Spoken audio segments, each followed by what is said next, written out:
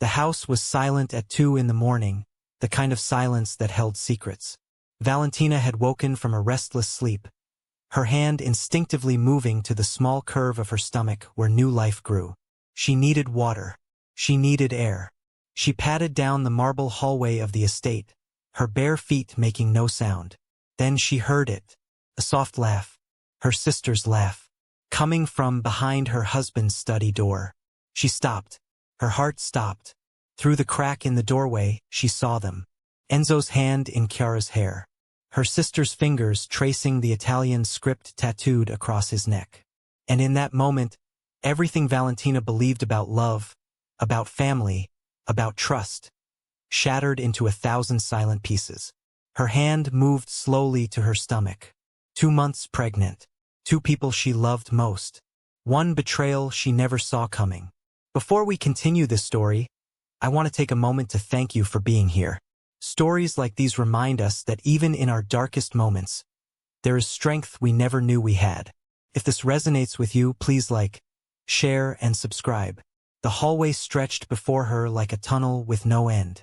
Valentina's feet remained frozen to the cold marble floor, her body refusing to obey the screaming in her mind that told her to run, to scream, to burst through that door and demand answers. But she didn't. Instead, she watched. Through the narrow gap, she could see the dim glow of the desk lamp casting shadows across her husband's face.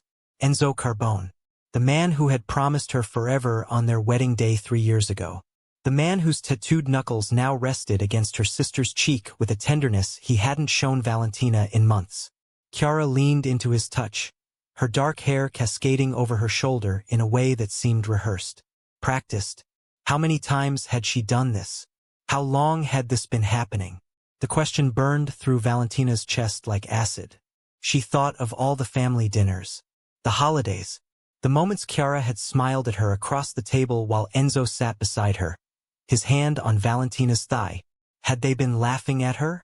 Had every kiss on her forehead been a lie? She pressed her palm harder against her stomach. The doctor had confirmed it just last week. 8 weeks along. A miracle, she had called it.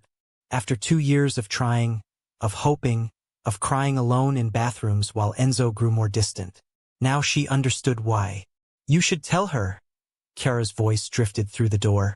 Soft, almost bored. She's going to find out eventually. Enzo's response was a low rumble that Valentina couldn't quite hear. But she saw him shake his head. She saw the tattoos on his forearms flex as he pulled Chiara closer. And something inside Valentina died. Not loudly, not dramatically. It simply ceased to exist. The love she had nurtured for this man, the trust she had placed in her sister, gone. Replaced by a cold, hollow numbness that spread through her limbs like ice. She stepped back from the door. Once, twice. Her hand found the wall for support as her vision blurred with tears she refused to let fall. They would not see her cry. They would not see her break. Valentina turned and walked back down the hallway, each step deliberate and silent. She climbed the grand staircase of the Carbone estate, past the portraits of generations of powerful men who had built their empire on blood and loyalty, past the door to the nursery she had started preparing last week, the soft yellow paint still fresh on the walls. She entered the master bedroom and closed the door behind her. Then she sat on the edge of the bed and stared at nothing. The clock on the nightstand ticked away the minutes. 3 a.m., 3:30, 4. The sky outside began to lighten from black to gray, and still Valentina sat motionless, her mind replaying every moment of her marriage like a film reel searching for clues she had missed. The late nights Enzo claimed were business. The phone calls he took in other rooms. The way Chiara had started visiting more frequently in the past 6 months. Always with some excuse about needing sisterly advice or borrowing clothes. The way they had looked at each other when they thought Valentina wasn't watching. She had been so blind. Or perhaps she had simply chosen not to see. When the bedroom door opened at 6 a.m., Valentina didn't turn around. She heard Enzo's footsteps cross the hardwood floor, felt the mattress dip as he sat behind her. His hand reached for her shoulder, and she flinched. "You're awake early," he said. His voice was the same as always, deep, controlled. the voice of a man who commanded armies and ended lives with a single word. I couldn't sleep. The pregnancy? There was something in his tone. Concern, maybe, or perhaps she was imagining it. Perhaps she had always imagined the parts of him she wanted to see. Yes, she lied. The pregnancy. His hand moved to her stomach, and Valentina's skin crawled beneath his touch. Those same hands that had held her sister hours ago now rested on the child growing inside her. You should rest, Enzo said. I have meetings today, but I'll have Maria bring you breakfast in bed. Fine. He paused. She could feel his eyes on the back of her head, searching for something in her stillness. Enzo Carbone had not become the head of the most powerful crime syndicate in the country by missing details. He noticed everything, but he had also grown complacent in his betrayal, secure in the belief that his wife would never question, never doubt, never look too closely at the cracks in their perfect life. Valentina. His voice dropped lower. Is something wrong? She finally turned to face him. In the pale morning light, she could see every detail of the man she had married. The sharp jaw, the dark eyes that could turn from ice to fire in an instant, the tattoos that climbed his neck and disappeared beneath his collar, symbols of power, of loyalty, of a code he had broken with her own flesh and blood.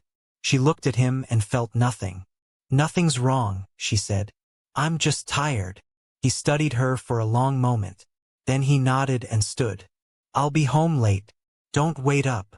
She watched him walk to the door, watched the way his expensive suit moved across his broad shoulders, watched the tattooed knuckles of his hand as he gripped the doorframe. Enzo. He turned. Is Chiara coming to dinner this week? Something flickered in his eyes. Quick, almost imperceptible. But Valentina caught it because she was looking for it now. She was looking for everything now. I don't know, he said carefully. Why? She mentioned wanting to celebrate the pregnancy news.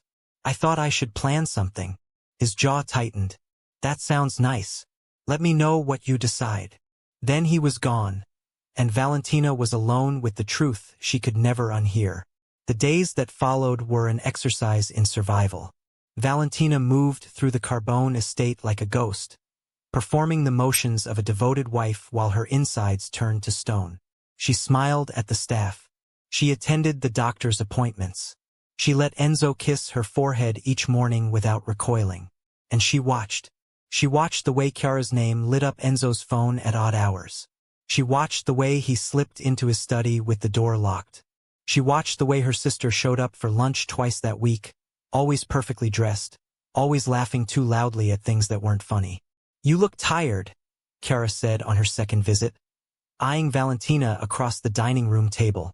Is the baby draining you already? Something like that. You should take better care of yourself. Chiara reached across the table and squeezed Valentina's hand. I worry about you, you know? All alone in this big house while Enzo works so much. I'm not alone. I have the staff. Staff isn't the same as family. Chiara's eyes sparkled with something Valentina now recognized as cruelty disguised as concern. You can always call me, day or night. That's what sisters are for. Valentina pulled her hand back. I appreciate that. I mean it, Val. Chiara leaned forward, her voice dropping to a conspiratorial whisper. Marriage can be lonely, especially when your husband has so many responsibilities. You need someone who understands. And you understand? Better than you know. The words hung between them like a knife waiting to fall. Valentina searched her sister's face for a hint of guilt, a flicker of shame. But there was nothing. Only the same confident smile Chiara had worn their entire lives. Chiara, who had always been the bold one, the beautiful one, the one who took whatever she wanted without apology. Chiara, who was now taking Valentina's husband. I should rest, Valentina said, standing abruptly. The doctor said I need to avoid stress. Of course. Chiara rose as well, smoothing her designer dress. I'll see myself out. Tell Enzo I said hello. I'm sure you'll tell him yourself. Chiara's smile faltered, just for a second. Then it was back, brighter than before. I don't know what you mean. I'm sure you don't. Valentina walked away before her sister could respond, her heart pounding so hard she could feel it in her throat. She climbed the stairs and locked herself in the bathroom, gripping the marble sink until her knuckles went white. She stared at her reflection in the mirror, the dark circles under her eyes, the pallor of her skin, the hollow look of a woman who had lost everything she thought she knew. But beneath the devastation, something else was stirring, something harder, colder, stronger. Valentina had spent her entire life being the good one, the sweet one, the sister who never caused trouble, who married the powerful man her father arranged, who played the part of the perfect wife without complaint. And this was her reward: betrayal, humiliation, a husband who warmed her bed at night and her sister's bed when he thought she wasn't watching. Her hand moved to her stomach. This child deserved better. This child deserved a mother who wasn't broken by the cruelty of others. "I won't let them destroy us," she whispered to the life growing inside her. "I promise." She didn't know what she was going to do yet. She didn't know if she would confront them, leave them, destroy them. But she knew one thing with absolute certainty. She was done being blind. Marco Benedetti had worked as Enzo Carbone's right hand for 15 years. He had seen his boss order executions without flinching. He had watched him negotiate with enemies while their blood still stained the floor. He had stood beside him through betrayals, wars, and the kinds of violence that haunted lesser men's nightmares. He had never seen Enzo distracted. Until now. "Boss." Marco stepped into the study, noting the way Enzo stared at his phone instead of the financial reports spread across his desk. "The Moretti situation is escalating. They're pushing into our eastern territory." Enzo didn't respond. "Boss, I heard you." Enzo set the phone face down on the desk. "Handle it." "Handle it how?" "Use your judgment, Marco. That's why I pay you." Marco's eyes narrowed. In all their years together, Enzo had never delegated something this significant without explicit instructions. The Moretti family had been testing their boundaries for months. This required strategy, precision. But Enzo's mind was clearly elsewhere. "Is everything all right?" Marco asked carefully. "At home. My home is not your concern. With respect, everything about you is my concern. If something's affecting your judgment, my judgment is fine." Enzo's voice dropped to the dangerous register that made grown men tremble. "Drop it." Marco inclined his head. "As you wish." But he didn't drop it. Instead, he watched more closely. He noticed the late-night phone calls Enzo took in whispered tones. The way he slipped away for hours with no explanation. The way his sister-in-law appeared at the estate with increasing frequency. And he noticed the way Valentina had changed. The boss's wife had always been kind, warm, the sort of woman who remembered the names of staff members' children and sent flowers when they were sick. But lately, there was something different about her. A distance in her eyes, a coldness that hadn't been there before. Marco had seen that look on other faces, the look of someone planning their next move. He said nothing. His loyalty was to Enzo, but he wasn't blind to the storm gathering on the horizon. Whatever was happening in the Carbone household, it would explode eventually. He just hoped the fallout wouldn't bring down everything they had built. 3 weeks after the night she discovered the truth, Valentina made her first move. She started small, quiet, the kind of changes that seemed innocent but carried weight she was only beginning to understand. She moved her belongings to a guest bedroom. "The doctor suggested I sleep alone," she told Enzo when he noticed. "My rest has been disrupted. It's better for the baby." He frowned but didn't argue. Perhaps he was relieved. Perhaps it made his late-night activities easier. Either way, he accepted the explanation without question. She stopped attending his business dinners. "I'm too tired," she said. "The morning sickness lasts all day now." She pulled away from his touch. "I'm nauseous," she would say. "I'm sore. I don't feel well." Each excuse built a wall between them, brick by careful brick. And with each passing day, Valentina watched her husband grow more unsettled.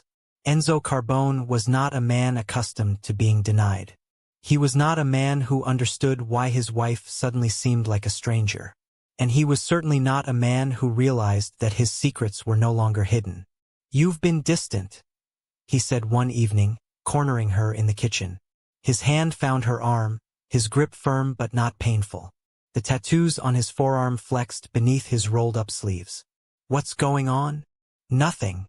Valentina didn't meet his eyes. "I'm just focused on the pregnancy. It's more than that. You're imagining things." "I don't imagine things." He stepped closer, his body radiating the kind of controlled heat that used to make her melt. "Tell me what's wrong." For a moment she considered it. Considered screaming the truth in his face. Demanding to know how long.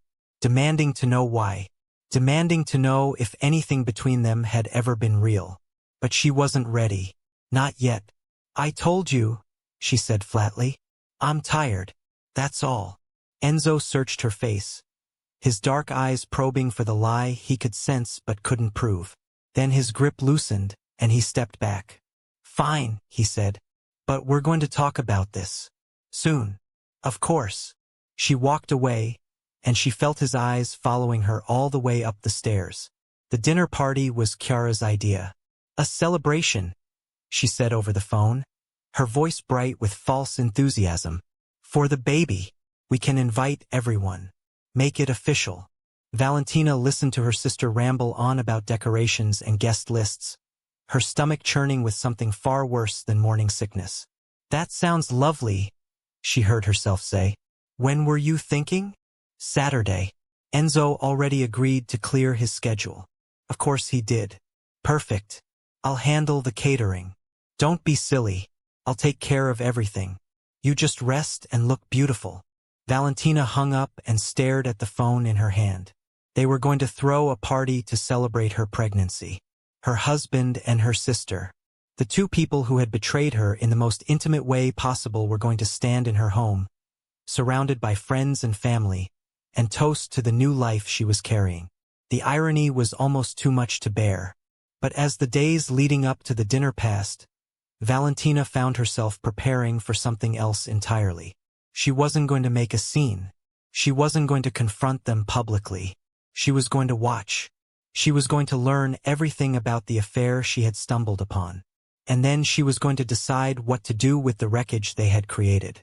The night of the party, Valentina stood in front of her mirror and studied the woman staring back. She had chosen her dress carefully. Deep burgundy silk that flowed over her curves and hinted at the small swell of her stomach. Elegant. Sophisticated. The kind of dress that commanded attention without demanding it.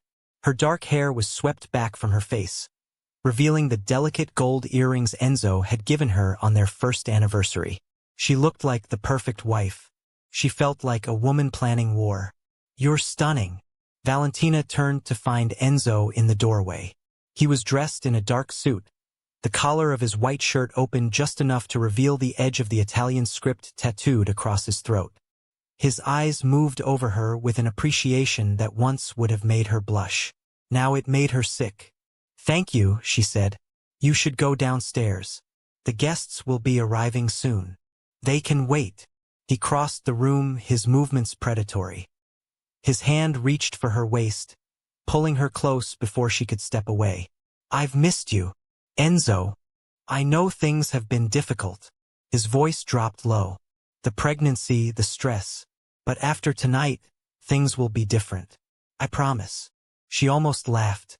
Would things be different? Would he stop sleeping with her sister? Would he suddenly become the husband she'd thought she'd married? "Of course," she said. "After tonight." He kissed her forehead, that familiar, patronizing gesture, and released her. 10 minutes. Don't keep our guests waiting." She watched him leave, then turned back to the mirror. "After tonight," she repeated to her reflection. Everything changes. The party was everything Chiara had promised and more. Crystal champagne flutes caught the light of 1,000 candles. Fresh flowers perfumed the air. The estate's grand ballroom, rarely used since Valentina's wedding reception, had been transformed into an elegant celebration of new life. 50 of the city's most powerful people milled through the space, their conversations a low hum of business deals and social maneuvering. This was Enzo's world, a place where every smile hid a knife and every handshake sealed a dangerous bargain.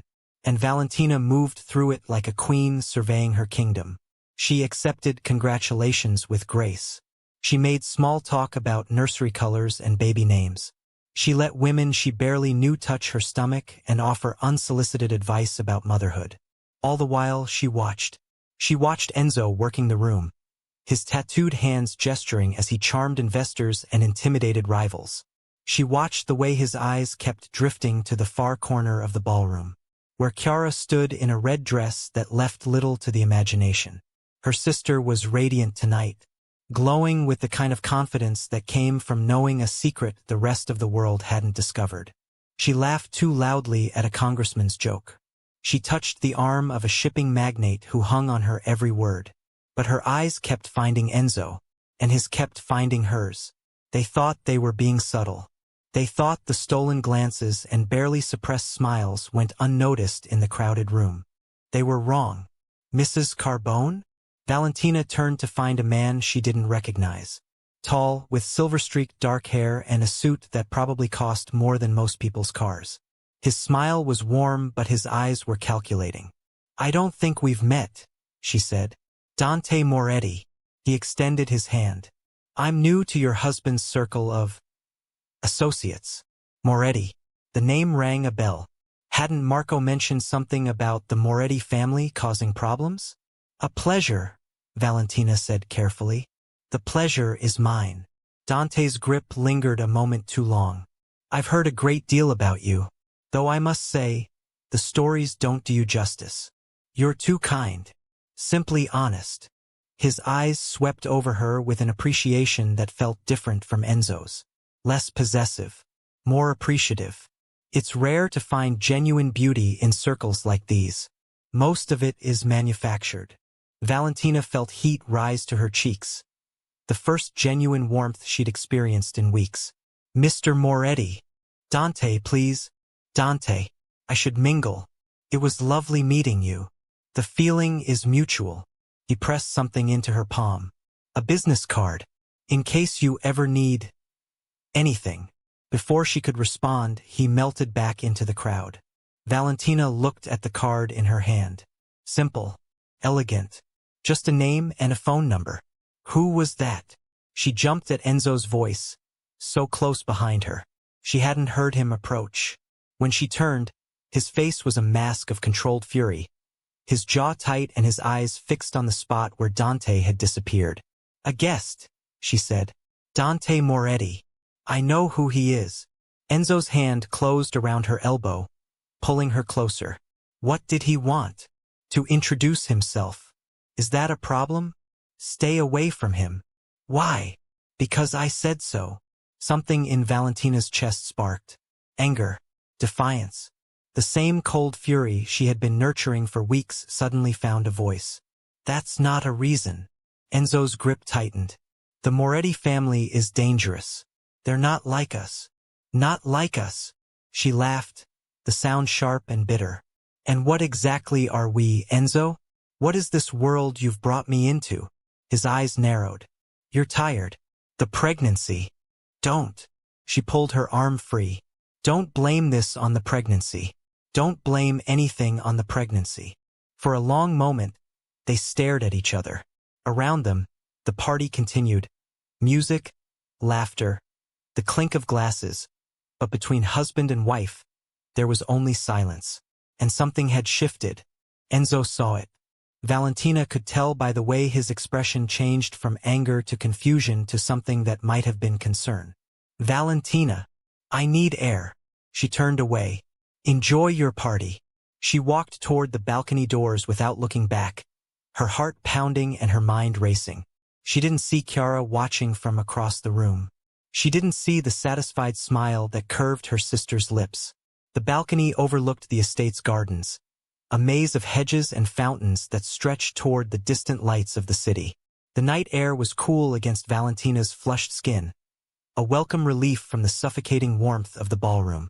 She gripped the stone railing and focused on breathing. In. Everything was falling apart. Her marriage, her family, her carefully constructed life. And the worst part was that she didn't know if she wanted to save any of it. Did she still love Enzo? She searched her heart for an answer and found only emptiness. The love she'd once felt seemed like a distant memory, something that belonged to another woman in another life. That Valentina had been naive, trusting, blind. This Valentina was none of those things. You shouldn't be out here alone. She turned to find Marco standing in the shadows of the balcony doorway.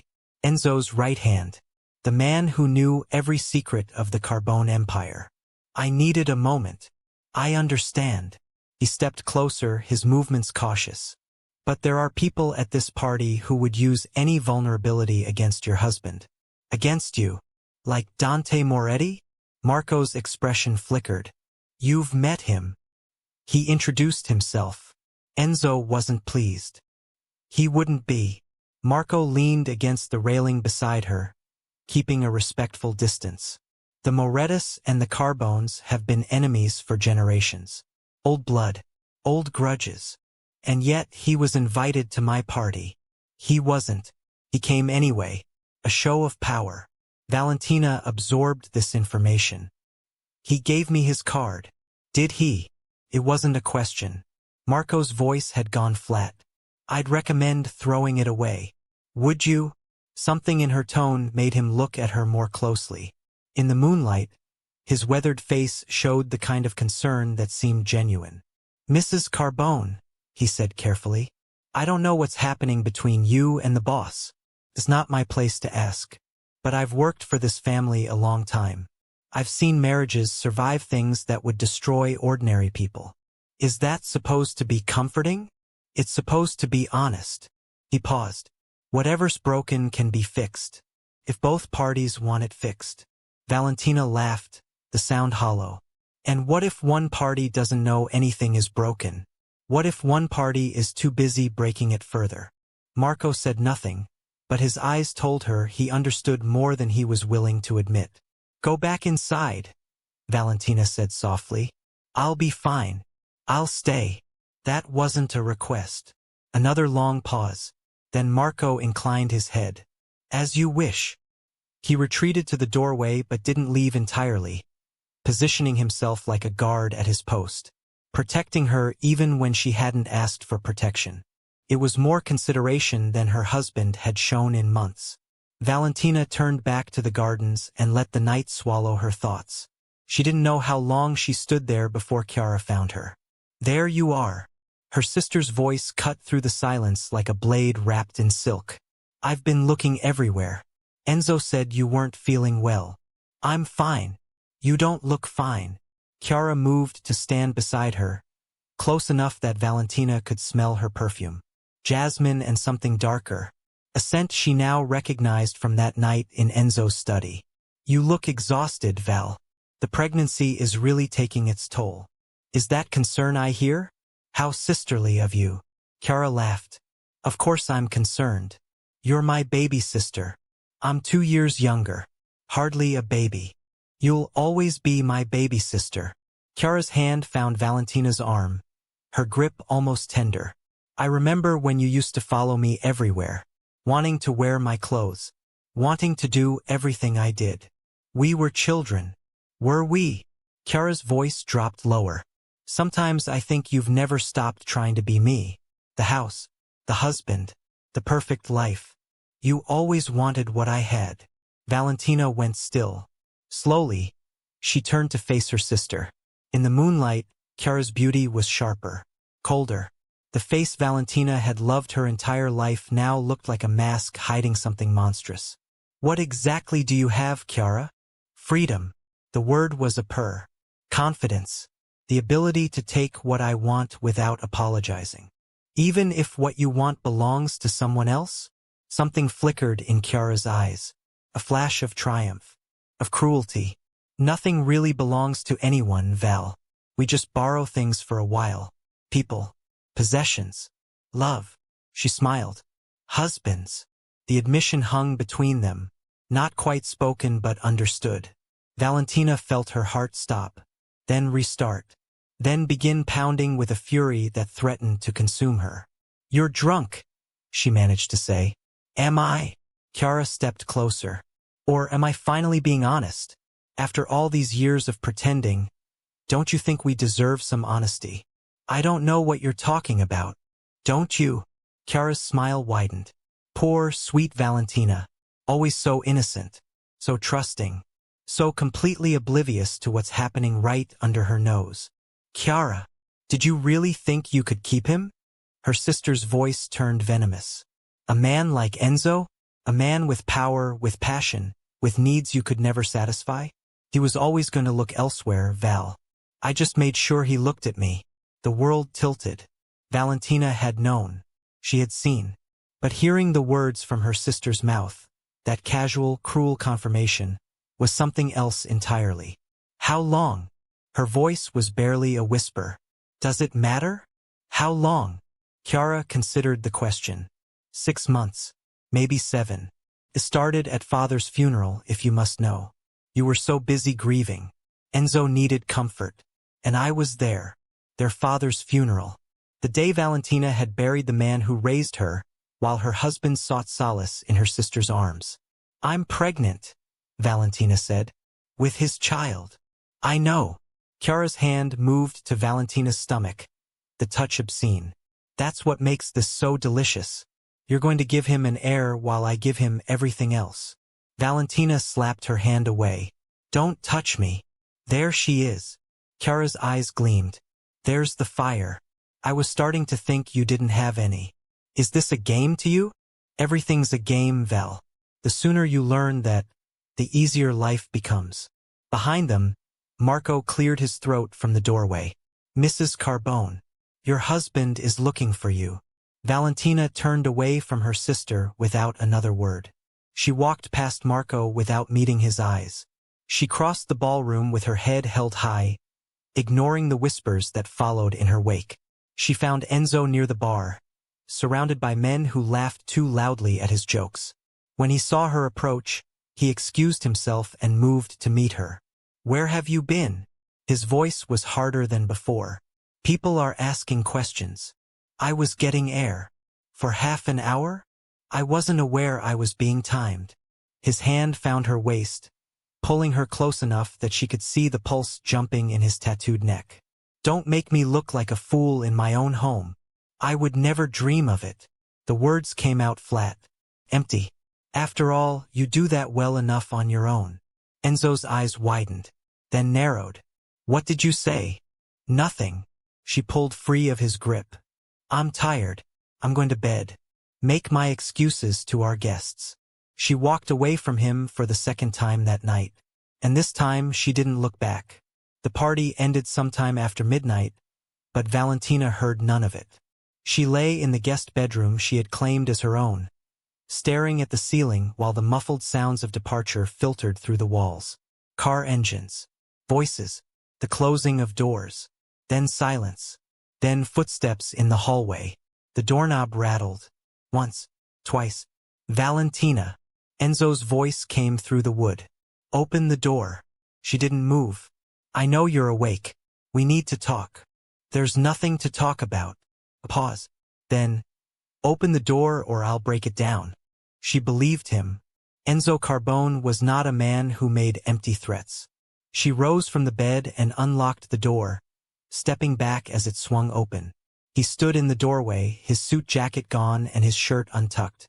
The tattoos on his forearms seemed darker in the dim light, the ink telling stories of violence and power that she had never fully understood. What happened tonight? He demanded. I don't know what you mean. Don't lie to me. He stepped into the room, closing the door behind him. Something is wrong. Something has been wrong for weeks. You won't talk to me. You won't touch me. You won't even sleep in our bed. I told you. The pregnancy. This isn't about the pregnancy. His voice rose and Valentina saw the control slip. Just for a moment. I'm not a stupid man, Valentina. I know when my wife is hiding something. The irony was so thick she could choke on it. You want to talk about hiding things? She laughed, the sound harsh in the quiet room. You want to talk about secrets? Yes, I do. Fine. The word was a weapon. Let's talk about secrets. Let's talk about the late nights that aren't really work. Let's talk about the phone calls you take in other rooms. Let's talk about my sister. Enzo went pale. It was the first time Valentina had ever seen him afraid. What about your sister? Don't. Her voice cracked on the word. Don't you dare insult me by pretending you don't know what I'm talking about. I saw you 3 weeks ago, in your study, with your hands in her hair. The silence that followed was absolute. Valentina watched her husband's face cycle through emotions she had never seen him display.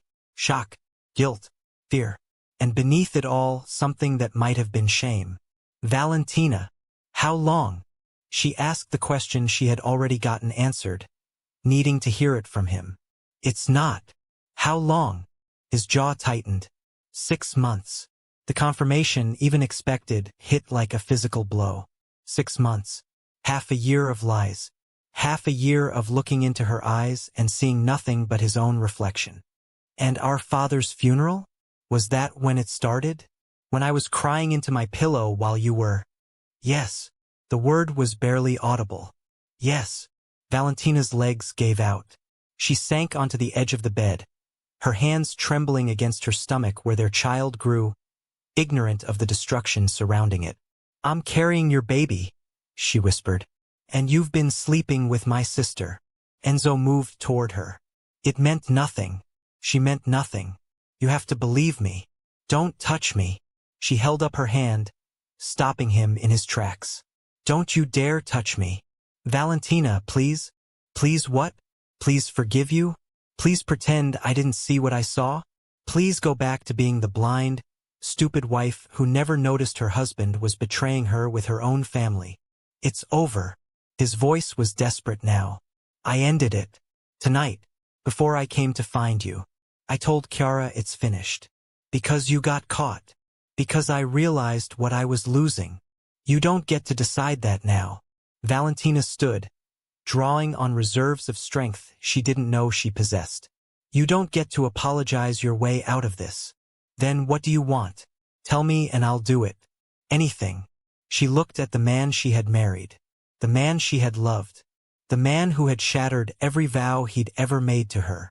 I want you to leave. This is my house. Then I'll leave. You're carrying my child. You're not going anywhere. Something in his tone, possessive, commanding, made the cold fury in Valentina's chest burn hotter. Your child, she repeated. Not mine, just yours. Our child. You know what I meant. I know exactly what you meant. She moved toward the door. I know that everything in your world is about possession, about control. Your wife, your heir, your sister-in-law in your bed whenever you want. It's all just things to you, things you own. That's not. I'm not a thing, Enzo. She opened the door. And neither is this baby. Now get out. For a long moment, neither of them moved. Then Enzo straightened, his face settling into the cold mask she knew so well. This isn't over, he said. No, she agreed. It's just beginning. He walked past her without another word, and Valentina closed the door behind him. Then she slid down to the floor, and finally, she let herself cry. The weeks that followed were a study in endurance. Valentina maintained her presence in the Carbone estate because she had nowhere else to go. Her mother had died years ago. Her father was buried in the ground. Chiara was the enemy, and every friend she had made in this city was connected to Enzo in some way. She was trapped in a gilded cage with the man who had betrayed her, and he watched her constantly. She felt his eyes on her when she descended the stairs each morning. She caught him standing in doorways, observing her with an intensity that bordered on obsession. He canceled business meetings to be home when she was. He dismissed any staff member who came between them. It was as if her discovery had awakened something in him. Something hungry, desperate, terrified. You haven't eaten, he said one morning, sitting across from her at the breakfast table. The tattoos on his neck were visible above his open collar, a reminder of the power and violence that lived beneath his civilized surface. I'm not hungry. The baby needs nutrition. The baby is fine. You look pale. I'm always pale. He set down his coffee cup with more force than necessary. Talk to me. About what? About anything. About the weather. About baby names. About what color we should paint the nursery. His voice cracked on the last word. Please, Valentina. This silence is killing me. She finally looked at him. Really looked at him. The Enzo Carbone she had married would never have begged. Would never have shown weakness. Would never have let anyone see the fractures beneath his perfect control. This man was falling apart. And she felt nothing. You killed it, she said quietly. This marriage. This family. You did that. You don't get to complain about the silence when you're the one who created it. I know. He leaned forward, his dark eyes pleading. I know I did. And I would give anything, everything, to take it back. But you can't. No, I can't. His hand reached across the table toward hers. But I can try to make it right. Give me a chance. Please. She stared at his hand. The tattooed knuckles. The wedding ring he still wore. She didn't take it. Chiara called, she said instead. She wants to have lunch. Enzo's face went hard. You're not seeing her. That's not your decision. She's poison. She'll only make things worse. Worse than sleeping with my husband for 6 months? Valentina tilted her head. I think we've already hit rock bottom, don't you? He flinched as if she'd struck him. I don't want you near her. And I don't want a lot of things. We don't always get what we want. She rose from the table, leaving her untouched breakfast behind. At the doorway she paused. I am going to lunch with my sister, she said without turning around. And you are going to let me, because if you try to control me now, after everything you've done, I will take this baby and disappear so completely you'll never find us. You wouldn't. Try me.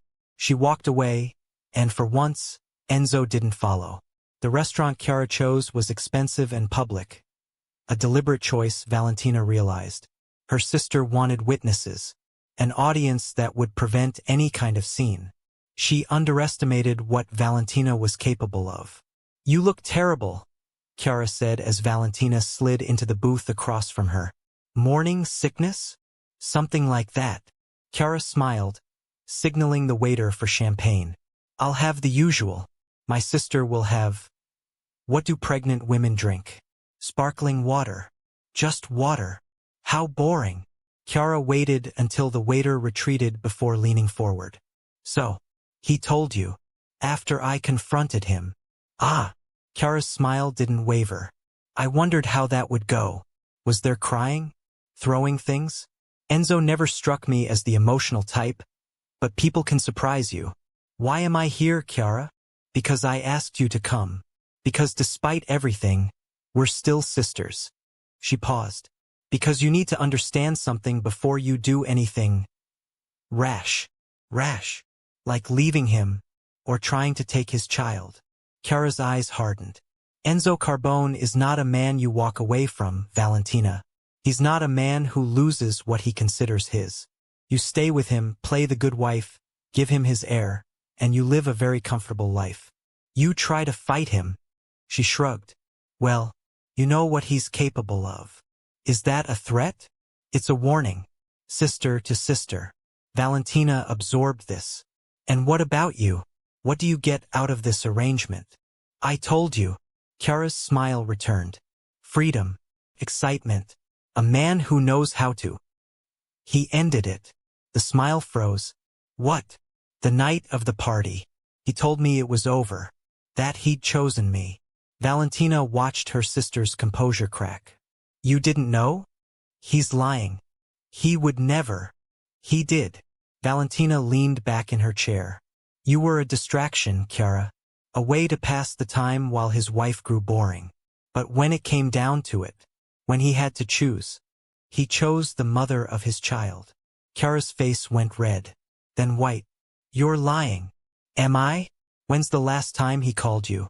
The last time he came to your apartment? The last time he so much as looked at you? The silence was answer enough. Valentina stood. I didn't come here to reconcile with you. I came here to tell you something. She leaned down close enough to whisper. Stay away from my husband. Stay away from my family. If I ever see you near either again, I will destroy you. And unlike you, I don't make empty threats. She straightened and walked away without looking back. It wasn't until she was outside, in the fresh air, that she realized her hands were shaking. She wasn't sure if it was from anger or fear, or the first spark of something that felt dangerously like power. Dr. Annalise Ferretti had been the Carbone family physician for 20 years. She had delivered babies, stitched wounds, and kept secrets that could topple governments. She was unflappable, professional, and utterly loyal. But even she couldn't hide her concern during Valentina's 12-week checkup. "Your blood pressure is elevated," she said, studying the monitors with a slight frown. "And you've lost weight since your last visit. Are you eating properly?" "I'm trying. Stress can affect the pregnancy, Mrs. Carbone. Whatever is causing this." She hesitated, choosing her words carefully. "It needs to be addressed." "I'm handling it." Dr. Ferretti didn't look convinced. "The baby is healthy for now. Good heartbeat, proper development. But I'm concerned about you." "Don't be. That's not something I can just decide." The doctor set down her clipboard and looked at Valentina with something that might have been compassion. "I've known you since your wedding day. I've watched you turn this house into a home. Whatever has happened, you don't have to face it alone. I appreciate that." "Do you?" Dr. Ferretti paused. "I've also known Enzo a very long time. He's a complicated man. Difficult. Sometimes cruel. But he loves you. Whatever mistakes he's made, and I'm not asking what they are, I believe that." Valentina stared at the ultrasound image on the screen. Her baby. A tiny flutter of life that knew nothing of betrayal or heartbreak. "Love isn't always enough," she said quietly. "No," Dr. Ferretti agreed. "But sometimes it's a place to start." She left the examination room with the ultrasound photo clutched in her hand and nearly collided with Enzo in the hallway. "Is everything all right?" He reached for her, stopping himself at the last moment. "The baby. The baby is fine." She moved past him. "I'm fine. Valentina." I said I'm fine. But she wasn't. And they both knew it. That night, she found him in the nursery. The room was still half finished. Walls painted but empty. Furniture still in boxes. Enzo stood at the window, his back to the door, staring out at the darkness beyond. He knew she was there. She could tell by the way his shoulders tensed. But he didn't turn around. "I used to think about this," he said finally. "Having a family. Someone to carry on after I'm gone. It seemed like the only part of this life worth having." Valentina stayed in the doorway. "Is that why you married me?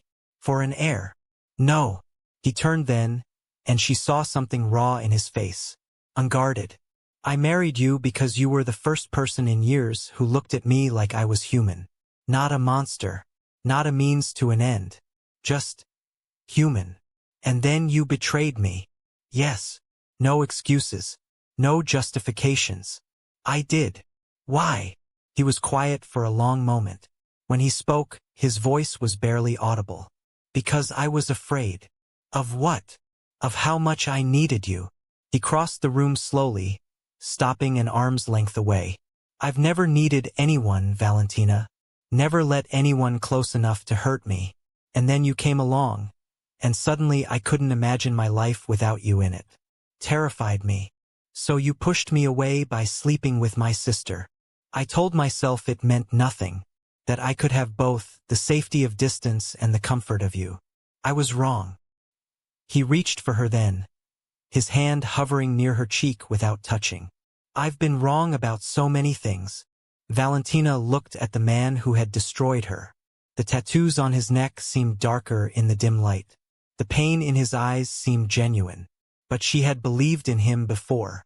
"I don't trust you," she said. "I know. I don't know if I can ever trust you again." "I know that too." "Then why are you telling me this?" "Because you deserve the truth." His hand finally made contact, cupping her face with a gentleness that made her chest ache. "Because I can't lose you, Valentina. I won't survive it." She should have pulled away, should have reminded him of every lie, every betrayal, every moment he had spent in her sister's arms while she waited at home like a fool. Instead, she stood frozen as his thumb traced the line of her cheekbone. "I'm not asking for forgiveness," he said. "I'm asking for time, to prove that I can be the man you thought you married. The man I should have been all along. And if you can't, then I'll let you go." The words seemed to cost him everything. "I'll give you whatever you want, money, freedom, custody of the child. I'll disappear from your life forever." "You would do that? For you?" His eyes held hers. "I would do anything." The silence stretched between them, heavy with possibility, heavy with pain. "Time," Valentina finally said. "You want time?" "Yes." "How long?" "However long you need." She stepped back, breaking the contact. "Don't touch me. Don't come to my room.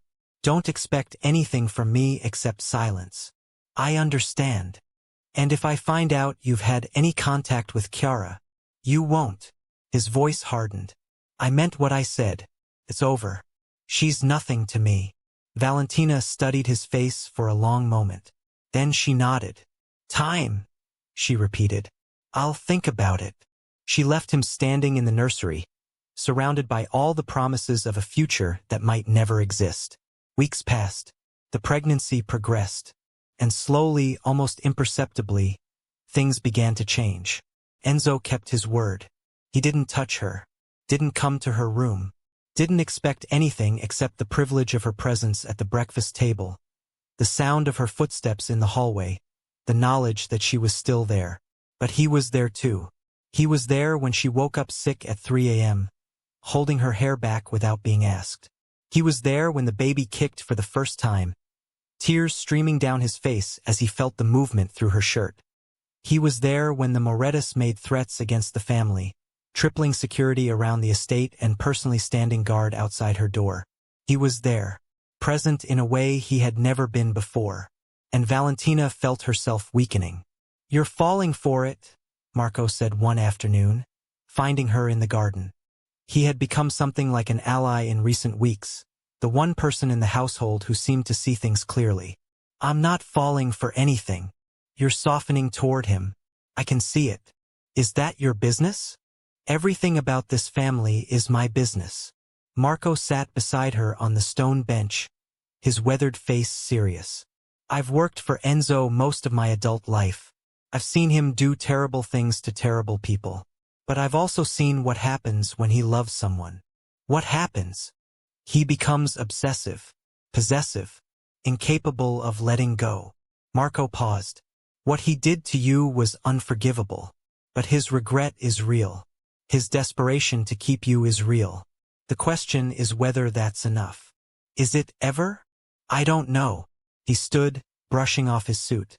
"But I think you need to decide soon, before Chiara decides for you." Valentina went cold. "What do you mean?" "She's been making calls. To people who would like to see Enzo destroyed. To enemies who would use any weakness against him." "What kind of calls?" "The dangerous kind." Marco's expression was grim. "She's not done, Mrs. Carbone.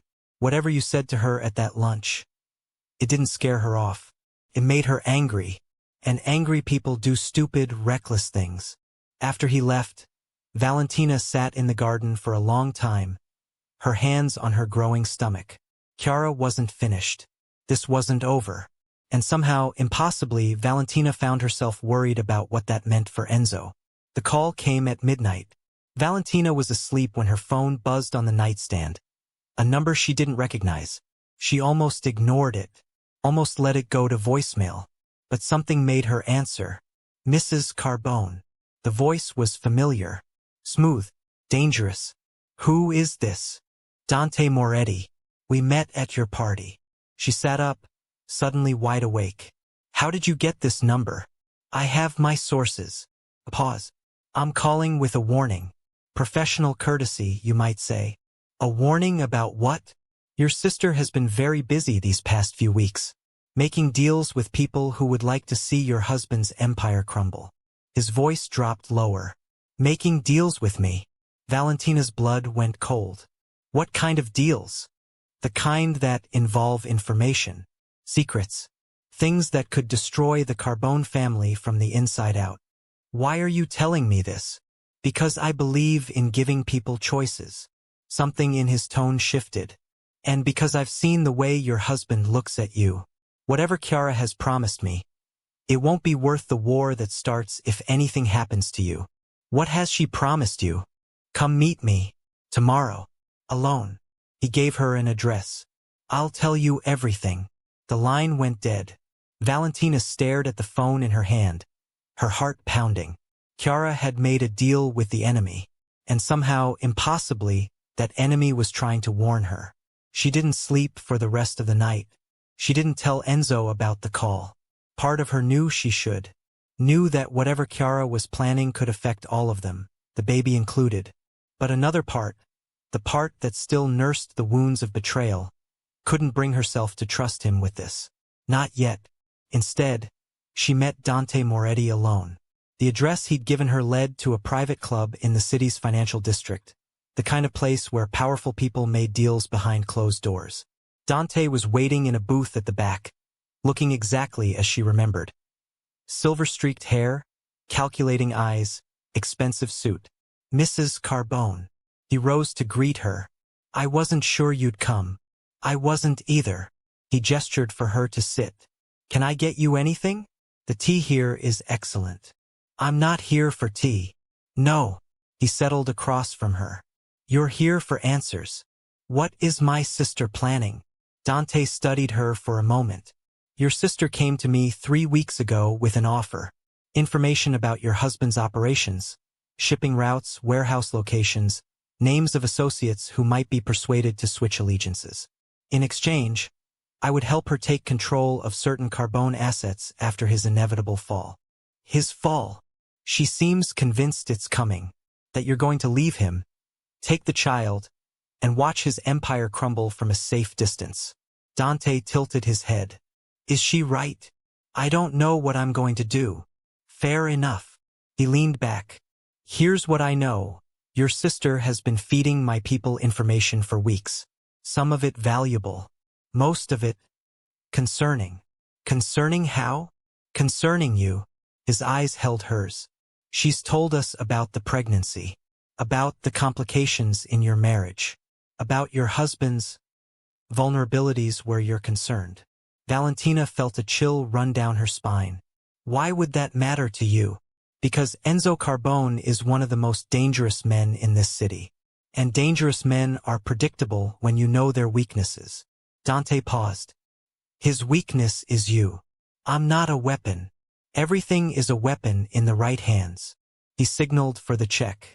I'm telling you this because I've decided not to move against your husband. Not yet. The information Chiara is providing is useful, but not useful enough to justify the war that would follow. So why warn me? Because I'm a businessman, not a fool. And because... He hesitated. Because I know what it's like to be betrayed by family. Changes you, makes you harder, colder. His smile was almost sad. I wouldn't wish that on anyone. Valentina stood. If you're expecting gratitude, I'm expecting nothing. He rose as well. But if you ever need help, real help, not the kind your husband can provide, remember that I offered. She left without looking back. But his words echoed in her mind all the way home. She found Enzo in his study when she returned. He was standing by the window, exactly as he had been in the nursery weeks ago. But this time, when he turned, his face was a mask of controlled fury. Where have you been? Out. Out where?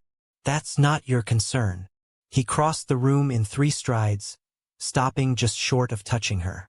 The tattoos on his neck pulsed with his barely contained anger. Don't lie to me, Valentina. Not now. Not after everything. I'm not lying. I went out. I came back. That's all you need to know. Marco said he saw you leaving the city. Alone. Without security. His voice dropped to something dangerous. Tell me you didn't do something stupid. Define stupid. Valentina. I met with Dante Moretti. The silence that followed was absolute. Enzo's face went through several emotions. Shock, fear, rage. before settling on something that looked almost like grief. Why? Because he called me. Because he had information about Chiara. She held his gaze. Because I needed to know what my sister is really capable of. And what is she capable of? Everything. Valentina told him about the meeting. The information Chiara had been feeding the Morettis. The plans to destroy him from the inside. By the time she finished, Enzo looked like a man who had been gutted. I should have killed her, he said quietly. The moment this started, I should have ended it. Killed my sister? She's not your sister. Not anymore. Sisters don't do what she's done. And husbands don't do what you've done. The words came out sharper than intended. But here we are. He flinched. Valentina, I didn't tell you this so you could make threats. I told you because... She struggled to find the words. Because you needed to know. Because whatever happens between us, I won't let Chiara destroy this family. Our child doesn't deserve to grow up in the wreckage of a war started by her jealousy. Enzo moved closer, his eyes searching her face. Our child. Don't read into that. I'm not. But something in his expression had shifted, softened. I'm just grateful that you told me, that you trust me enough to tell me. I don't trust you. I know. He reached for her hand, stopping short of taking it. But you came home. You came to me. That's more than I deserve.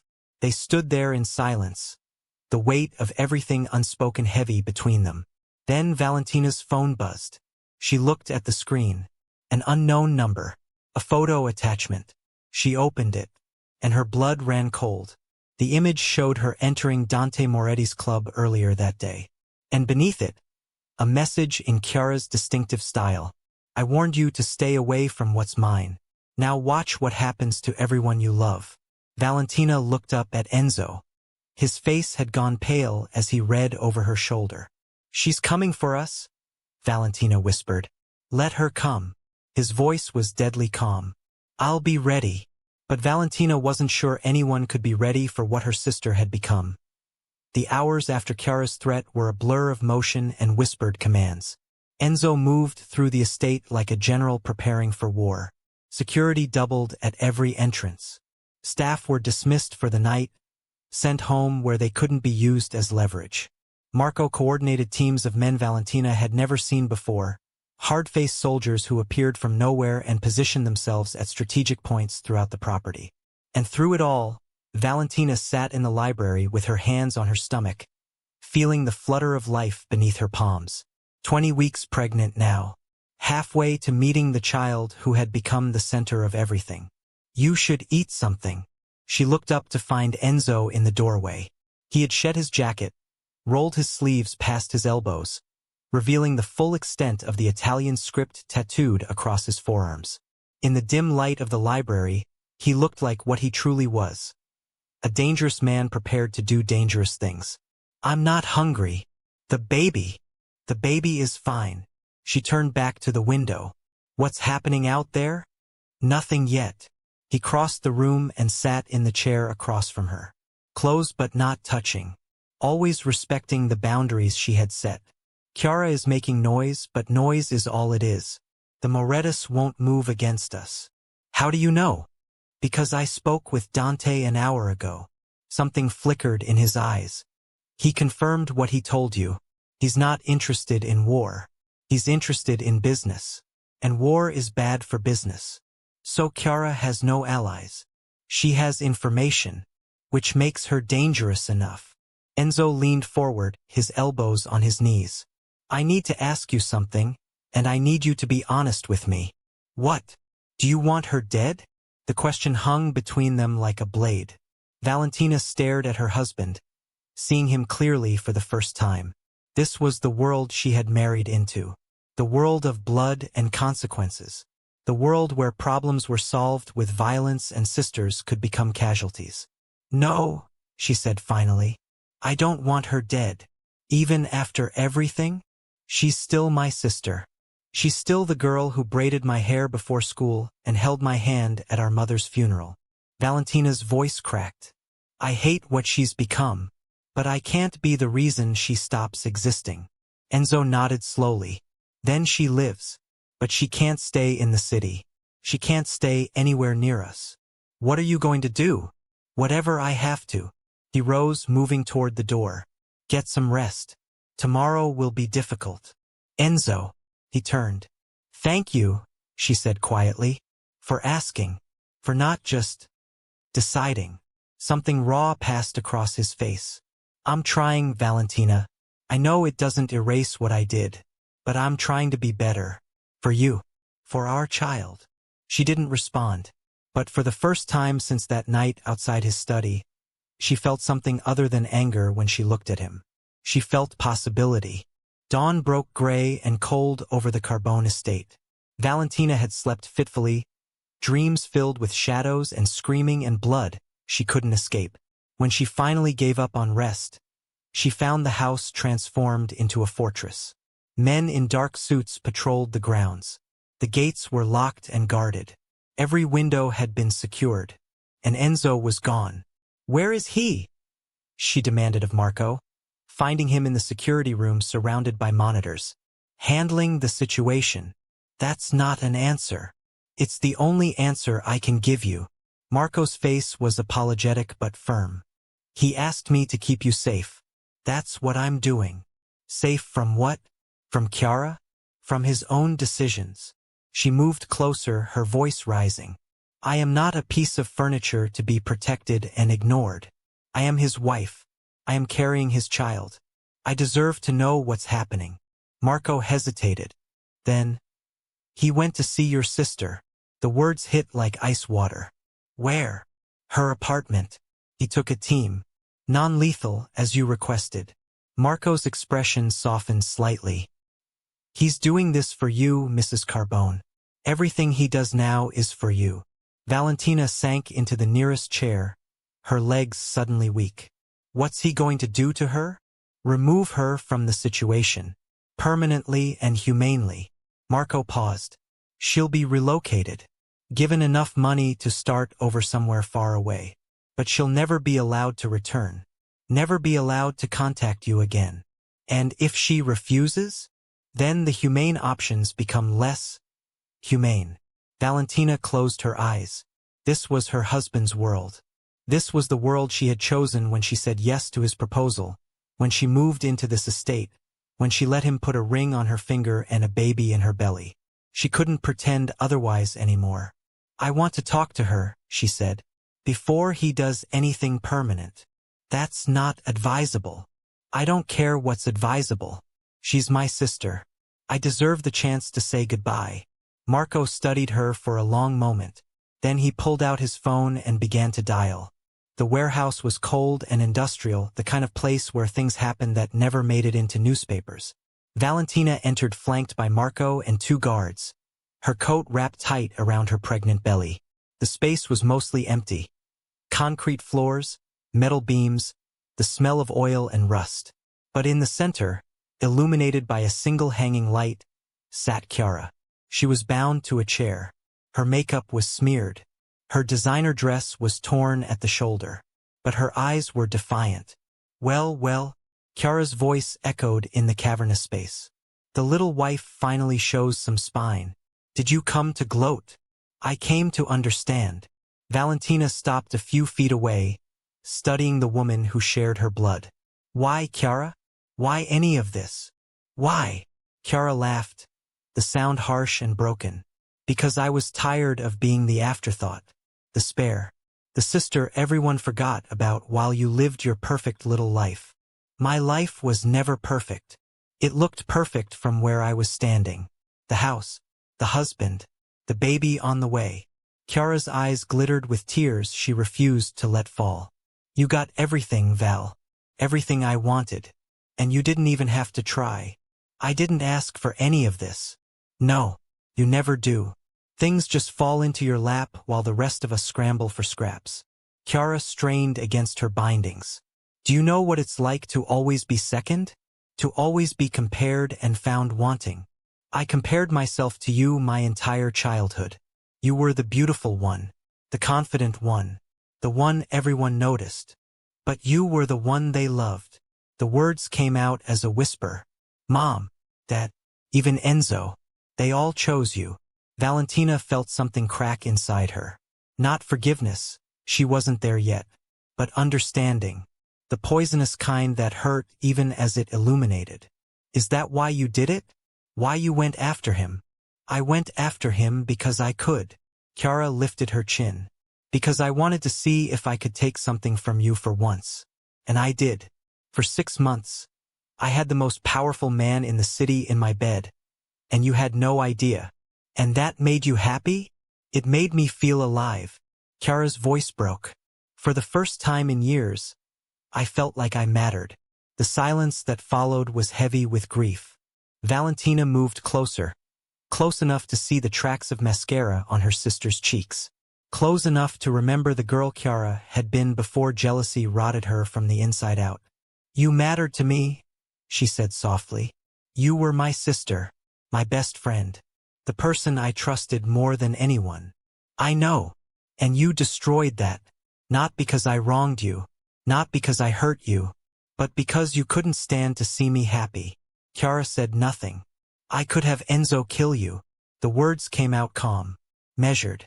He offered to protect me and the baby, to make sure you never threatened us again. Fear flickered in Chiara's eyes for the first time. But I won't. Valentina straightened. Because somewhere inside you, beneath all the poison and envy, is the girl who taught me to ride a bike. The girl who stayed up with me when I had nightmares. The girl I loved more than anyone in the world. Val, you're going to leave. Tonight. You're going to take the money Enzo gives you and disappear. And you're never going to contact me again. Valentina's voice hardened. If you do, if you ever come near me, my husband or my child, I will let him do what he wants. And what he wants is far worse than death. Chiara stared at her sister as if seeing her for the first time. When did you become this person? When you made me. Valentina turned away. Goodbye, Chiara. She walked toward the exit without looking back. Behind her, she heard her sister start to cry. Enzo was waiting outside the warehouse, leaning against a black SUV with his arms crossed. The tattoos on his forearms caught the fading light, and for a moment, Valentina saw him as others must see him. Cold, dangerous, untouchable. The head of an empire built on fear and violence. But when he looked at her, his eyes were soft. It's done? He asked. It's done. Are you all right? She thought about the question. Was she all right? Her sister was being exiled. Her marriage was in ruins. Her entire understanding of love and family had been shattered and poorly reassembled. No, she said honestly. But I will be. Enzo nodded and opened the car door for her. As she moved past him, his hand brushed against her lower back. The briefest contact, there and gone. She didn't pull away. The drive home was silent, but it was a different kind of silence than before. Not the heavy, accusatory silence of recent months. This was something quieter, more contemplative. The silence of two people processing trauma together, even if they weren't ready to talk about it. When they arrived at the estate, Enzo walked her to the door of her room. You should sleep, he said. It's been a long day. What about you? I have calls to make, clean up to handle. He paused. But I'll be here, if you need anything.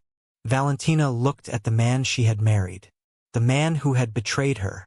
The man who had also just sent her sister into exile rather than ordering her death. Simply because Valentina had asked him to. Enzo. Yes. The nursery. We never finished it. His brow furrowed. No, we didn't.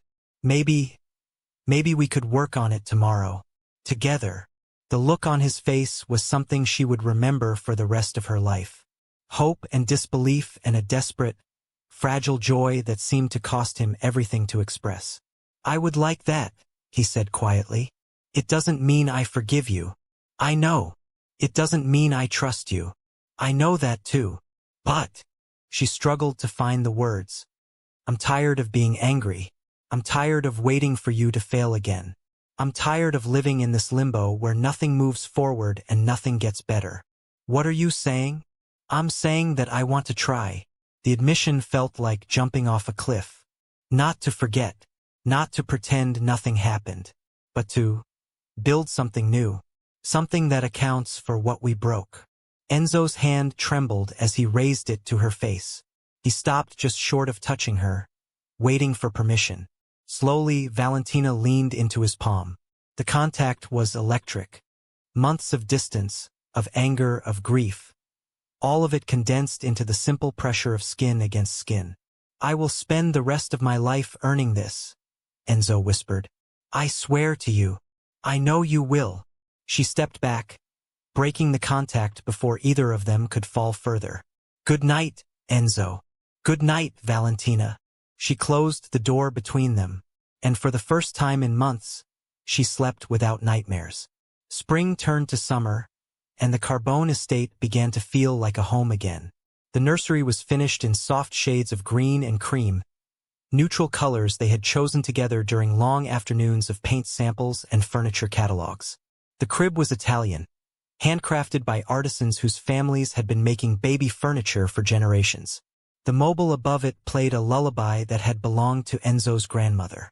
And slowly, painfully, the distance between husband and wife began to close. It wasn't forgiveness. Valentina couldn't call it that. The wound Enzo had inflicted was too deep, too recent, too raw. But it was something else. Something that felt like cautious hope. They ate breakfast together every morning.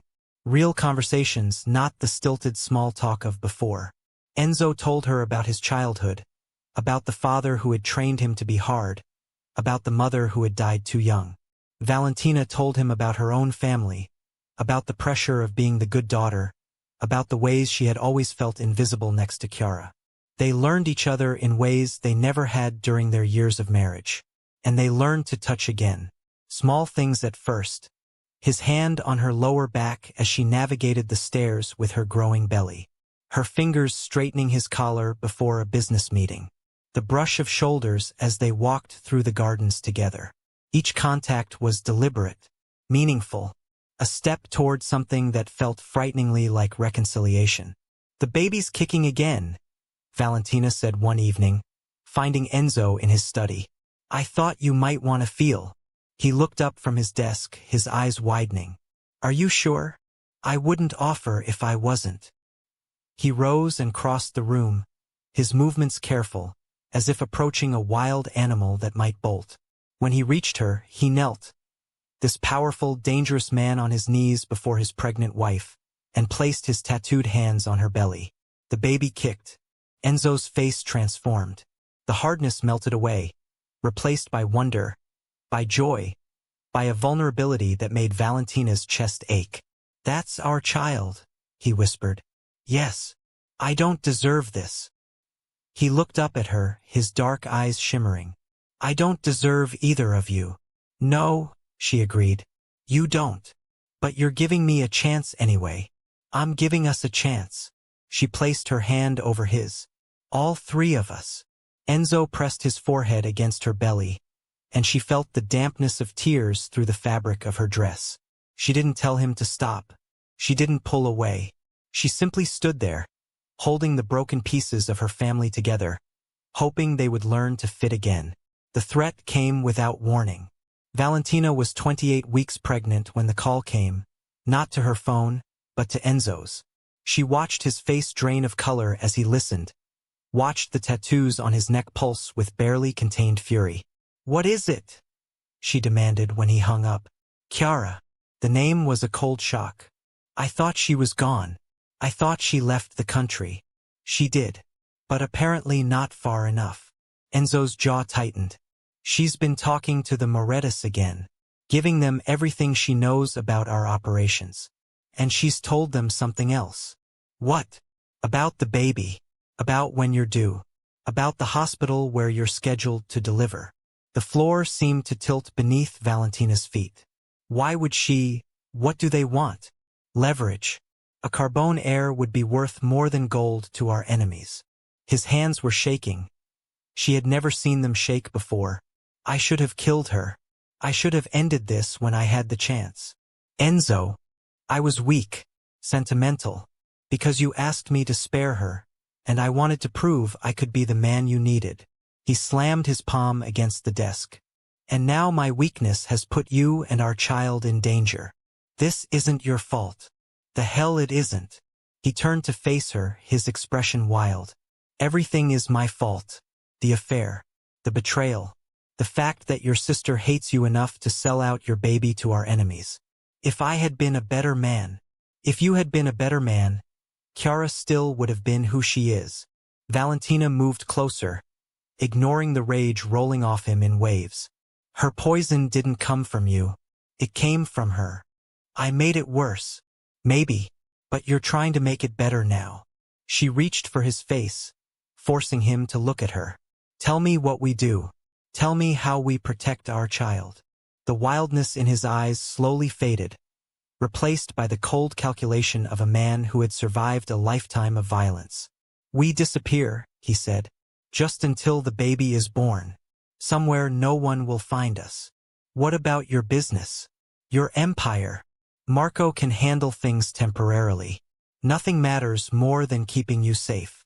His hands covered hers, pressing them against his face. Nothing, Valentina. Not the money. Not the power. Not the family name. Just you and this baby. It was the closest he had ever come to saying he loved her.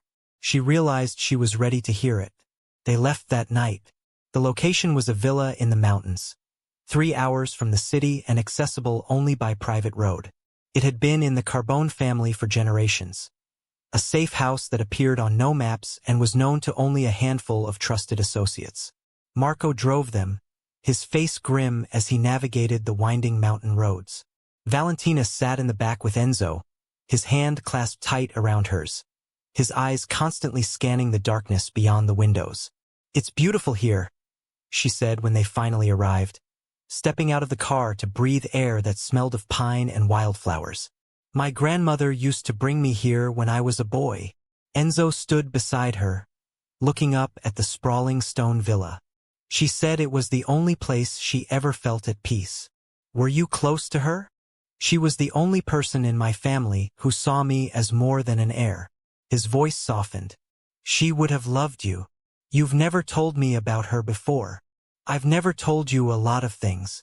He turned to face her, the moonlight catching the edges of his tattoos. When this is over, when the baby is safe and Chiara is neutralized, I want that to change. I want you to know everything about me.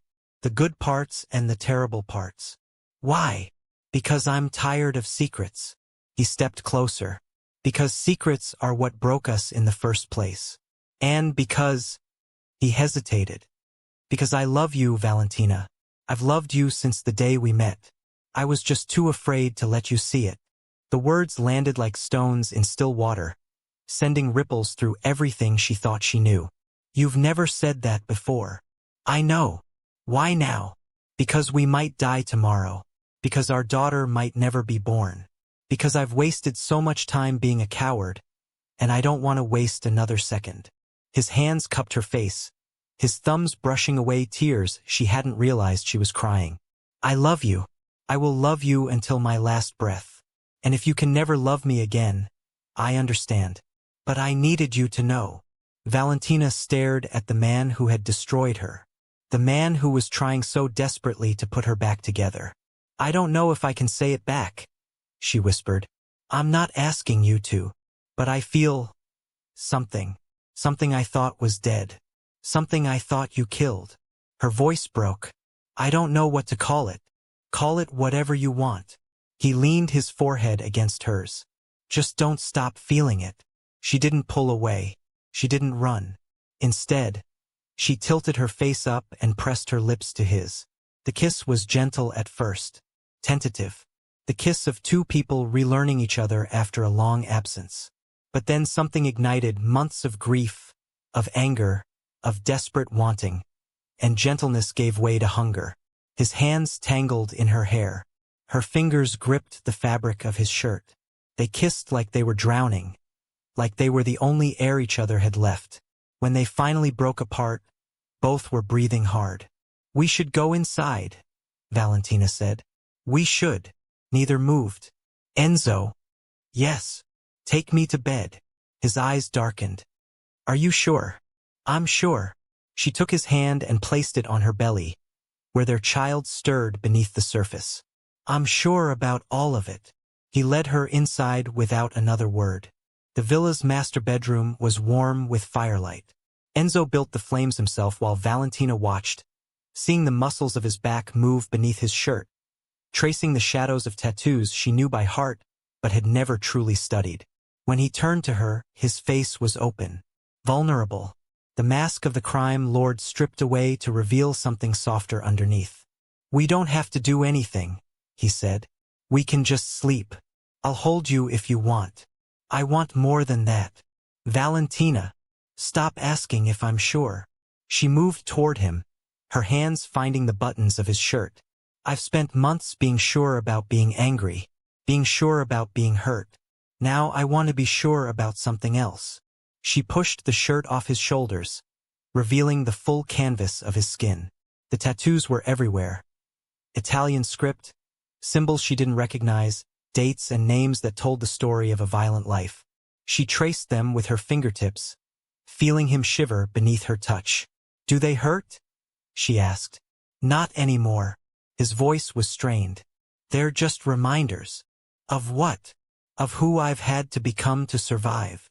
He caught her hand, pressing it flat against his heart. "But what beats here, this is different. This is who I want to be. For you." She kissed him again, slower this time, deeper. They moved together toward the bed, shedding clothes and defenses with equal care.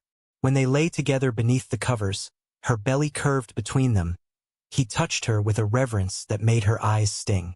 "I've missed you," he whispered against her skin. "I've been right here. Your body, yes, but you, the real you, has been 1,000 miles away." His lips traced her collarbone. "I felt your absence every day, in every room of that house, in every silence. I felt yours too." She pulled him closer. "Even when I hated you. And now I don't know what I feel." She arched into his touch. "But I know I want this. I know I want you." That was enough. They came together slowly, carefully, mindful of the life between them. It wasn't the desperate, hungry coupling of their early marriage. It was something new, something built on the wreckage of what they had destroyed. When it was over, they lay tangled together, her head on his chest, his hand tracing lazy circles on her belly. "Our daughter is going to be beautiful," he murmured. "You think it's a girl?" "I know it's a girl. I dreamed about her last night." He pressed a kiss to her hair. "She had your eyes. And your stubbornness? God, I hope not." Valentina laughed. A real laugh, the first one in months, and felt something loosen in her chest. Something that had been wound tight for so long she had forgotten it was there. "I love you," she said. The words surprised her as much as him. Enzo went still beneath her. "You don't have to say that." "I know, but I mean it." She lifted her head to look at him. "I love you. I love who you're trying to become. I love that you're fighting for us instead of giving up. I thought," his voice cracked, "I thought I'd lost you forever." "You almost did." She traced the tattoo on his neck, the Italian script that spelled out loyalty in a language he had violated. "But almost isn't forever. And I'm choosing to believe we can be more than our worst moments." He kissed her then, and she tasted salt. He was crying. She held him while he broke apart, this powerful man who commanded armies and ended lives. She held him and promised silently that she would help put him back together, the way he was trying to do for her. The weeks at the villa passed in a strange, suspended peace. They woke each morning tangled together. They cooked meals in the ancient kitchen, laughing at Enzo's disastrous attempts at pasta carbonara. They walked the grounds in the afternoon, her hand in his, her belly growing larger with each passing day. And they talked. About everything. About nothing. About the future they were building and the past they were trying to escape. "What happens when we go back?" Valentina asked one evening, watching the sun set over the mountains. "We face whatever's waiting for us." Enzo stood behind her, his arms wrapped around her belly. "Together. And Chiara? She's being handled." His voice hardened slightly. Dante Moretti reached out, Apparently, he's tired of her schemes as well. He's agreed to help us neutralize the threat she poses, in exchange for certain business considerations. Can you trust him? I don't trust anyone, but I trust that he values his own interests, and right now his interests align with ours. Valentina leaned back into his embrace. I never wanted any of this. The danger, the enemies, the constant looking over my shoulder. I know, and I'm sorry. Don't apologize for who you are. She turned to face him. Just keep us safe. That's all I ask. With my life, he promised. She believed him. The labor started 3 weeks early. Valentina woke in the middle of the night with a pain that stole her breath. For a moment, she thought she was dreaming.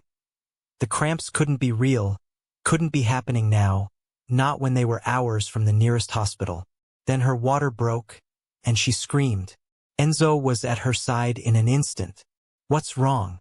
What's happening? The baby. She gripped his hand hard enough to bruise. The baby's coming. It's too early. You're only 36 weeks. Tell that to your daughter.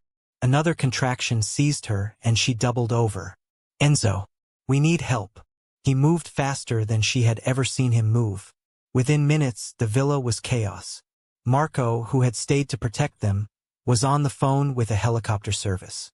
2 guards who had been stationed outside were suddenly running for medical supplies. And Enzo was holding her hand, talking to her in a steady stream of Italian that she barely understood but found inexplicably soothing. The helicopter will be here in 20 minutes, Marco reported. But it's a 2-hour flight to the nearest hospital. She doesn't have 2 hours, Enzo said grimly. The contractions are less than 3 minutes apart. Then we deliver here. A new voice, calm and authoritative. Dr. Ferretti appeared in the doorway, medical bag in hand. I came as soon as you called. Now everyone except Mr. Carbone. Get out. Valentina had never been so relieved to see another person in her life. The labor lasted 6 hours. 6 hours of pain and fear, and Enzo's hand in hers. His voice in her ear. His presence a constant anchor in the storm of sensation. Dr. Ferretti worked with quiet efficiency, guiding Valentina through each contraction, each push, each agonizing moment of bringing new life into the world. And then, finally, a cry. Thin and reedy at first, then stronger.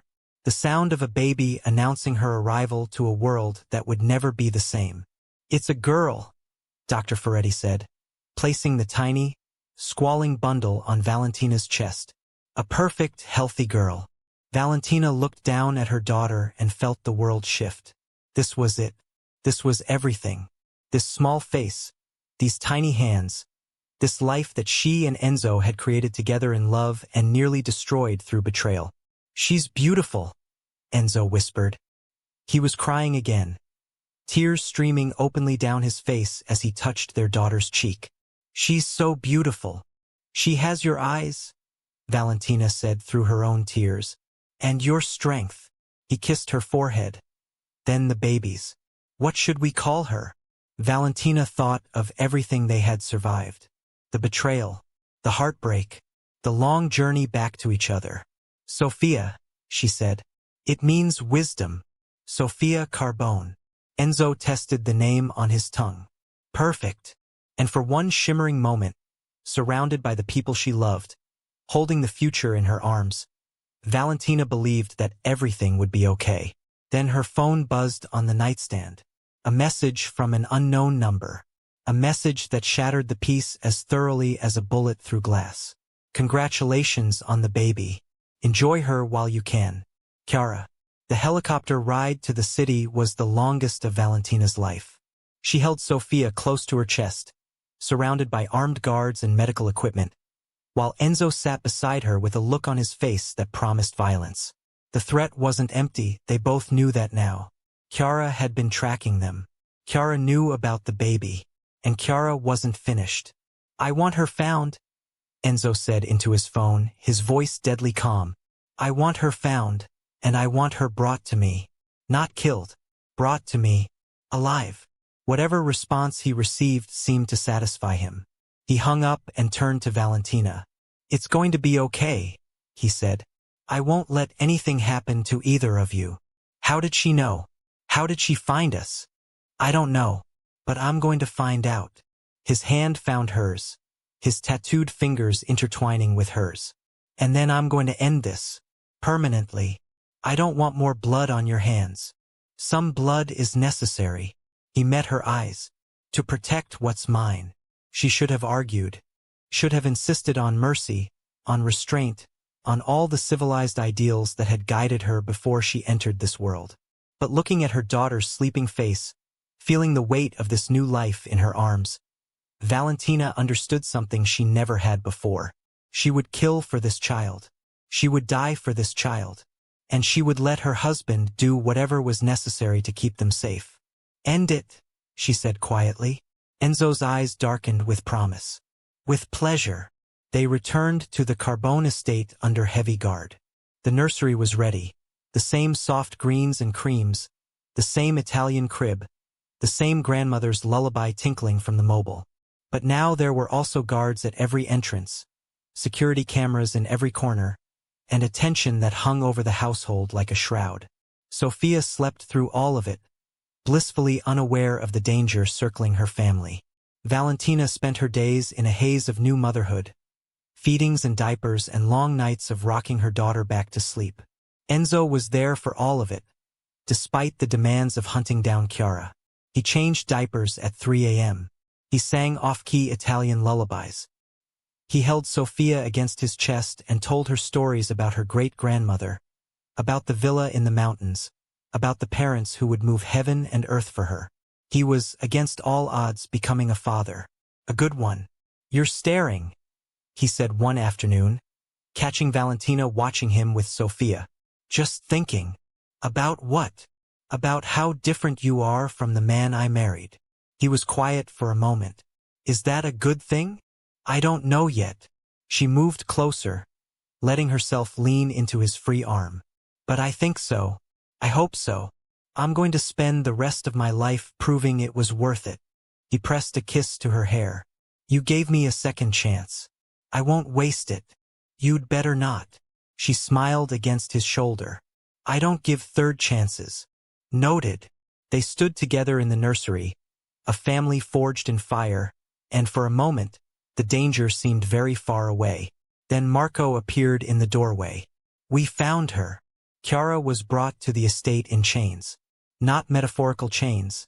Actual metal restraints that bound her wrists and ankles as two guards dragged her into Enzo's study. She looked nothing like the polished socialite Valentina remembered. Her hair was matted. Her face was gaunt. Her designer clothes were torn and dirty. She looked like a woman who had run out of options. Hello, sister, Chiara said, her voice cracking. I see motherhood suits you.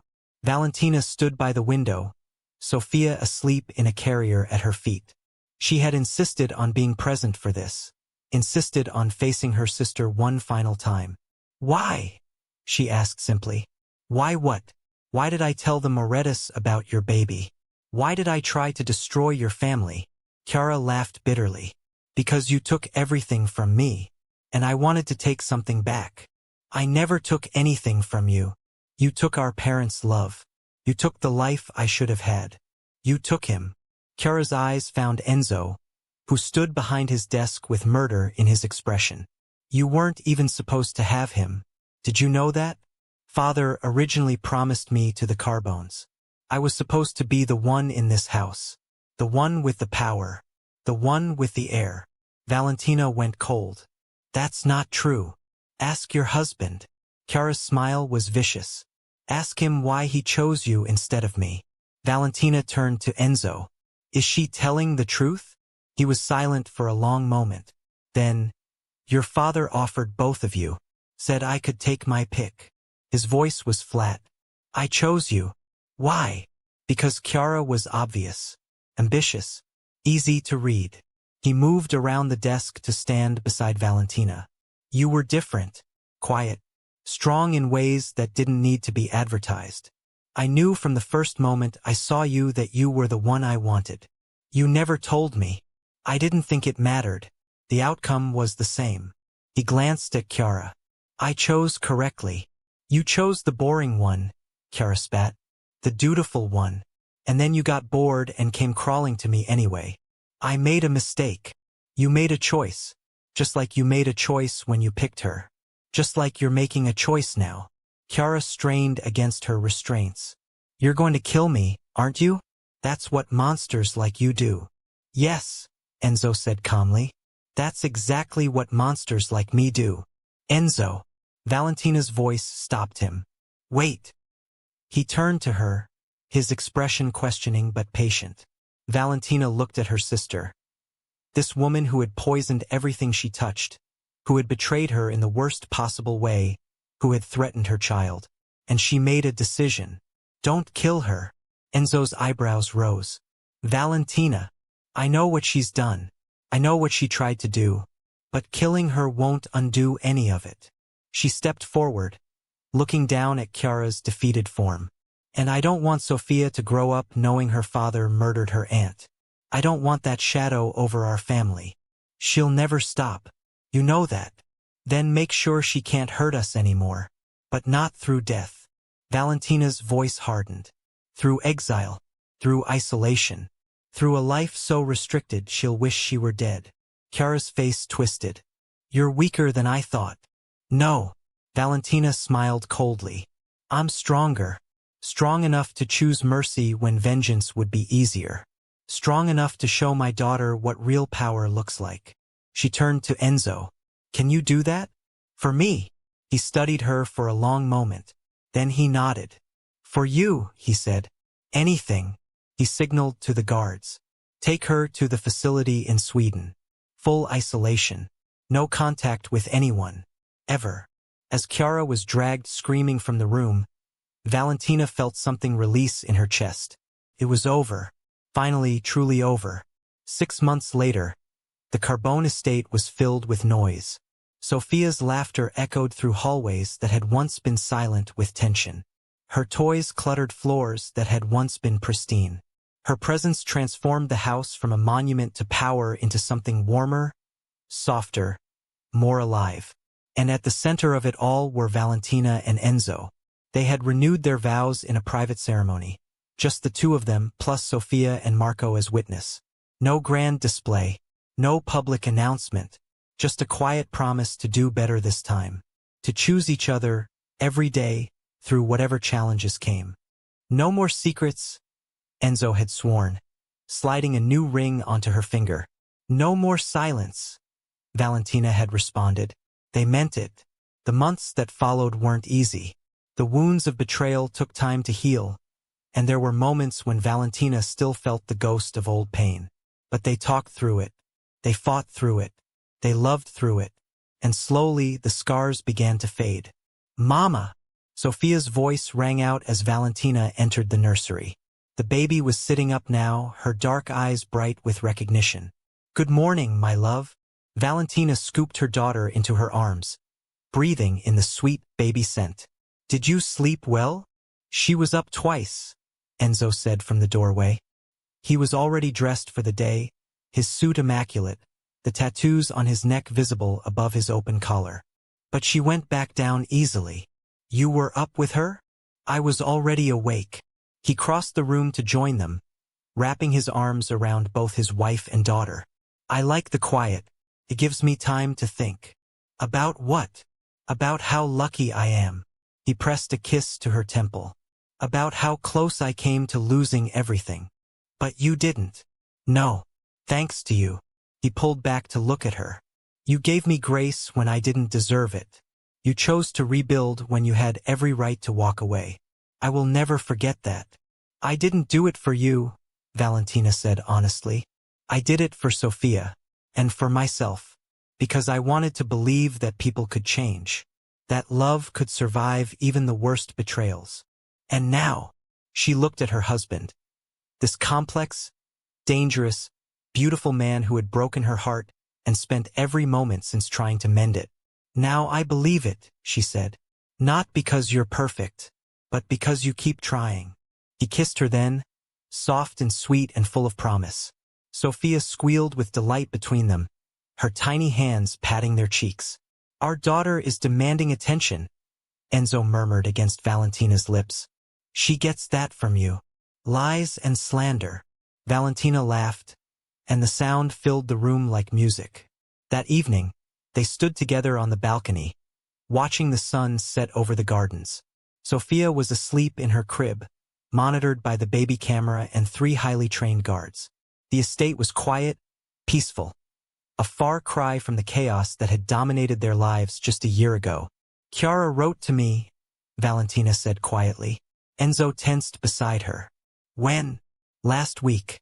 Through proper channels, the facility forwarded it after screening. She pulled the letter from her pocket. She's asking for forgiveness. And what did you say? Nothing. Not yet. Valentina stared at the folded paper.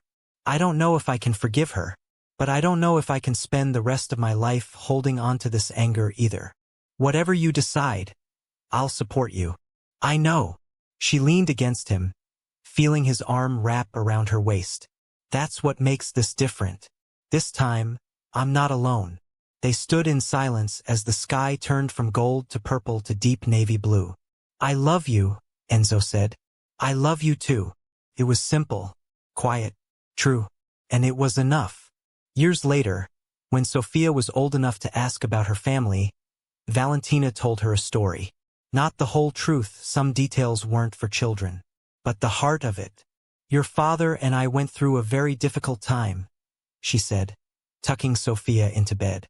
We made mistakes. We hurt each other. There were moments when we thought we couldn't find our way back. But you did, Sophia said with the certainty of a child who had never known anything but loving parents. Yes, we did. Valentina smoothed her daughter's dark hair. Because we chose to. Every day we chose each other. And that's what marriage is. Not a promise you make once, but a choice you keep making. Will I have to make hard choices like that? Probably. Life is full of hard choices. Valentina kissed her daughter's forehead. But you're a carbone. You're stronger than you know. Sophia smiled and closed her eyes, already drifting towards sleep. Valentina watched her for a moment. This perfect creature who had been born from pain and chaos and somehow emerged pure. Then she rose and quietly left the room. Enzo was waiting in the hallway. She's down? He asked. Finally. Valentina took his hand, feeling the familiar texture of his tattooed knuckles. She asked about us. About our story. What did you tell her? The truth. Or as much of it as she can understand. She looked up at him. Do you ever regret it? Any of it? The affair? Every day of my life. His grip on her hand tightened. But the rest? Finding our way back, building this family, becoming who we are now, no. I regret nothing about that. Good answer. I've learned from my mistakes. You'd better have. But she was smiling as she said it. They walked together toward their bedroom, past the photos that lined the walls. Their wedding, Sophia's birth, family vacations, ordinary moments made precious by time. A lifetime of choices captured in frames. Valentina. She stopped. Yes. Enzo pulled her into his arms, holding her close in the quiet hallway. Thank you. For what? For this. For us. For every second chance you gave me that I didn't deserve. His voice was rough with emotion. I will spend eternity making it up to you. I know you will. She pressed her hand against his chest, feeling his heart beat steady and strong. That's why I stay. They stood there for a long moment, wrapped in each other, surrounded by the evidence of the life they had built from the ashes of betrayal. Then Valentina rose onto her toes and kissed her husband. Her betrayer, her destroyer, her redemption. Come to bed, she whispered. He followed her without hesitation, and the door closed softly behind them. Outside, the Carbone estate gleamed silver under the moonlight. Inside, a family slept peacefully. Mother, father, and daughter, bound by love that had survived fire. It wasn't a fairy tale. There had been no magical cure for the wounds they carried. Some scars would never fully heal. But they had chosen each other. Again and again and again. And in the end, that was all that mattered. The betrayal had almost destroyed them. Love had saved them. and tomorrow they would wake up and choose each other once more, as they would every day for the rest of their lives. The end.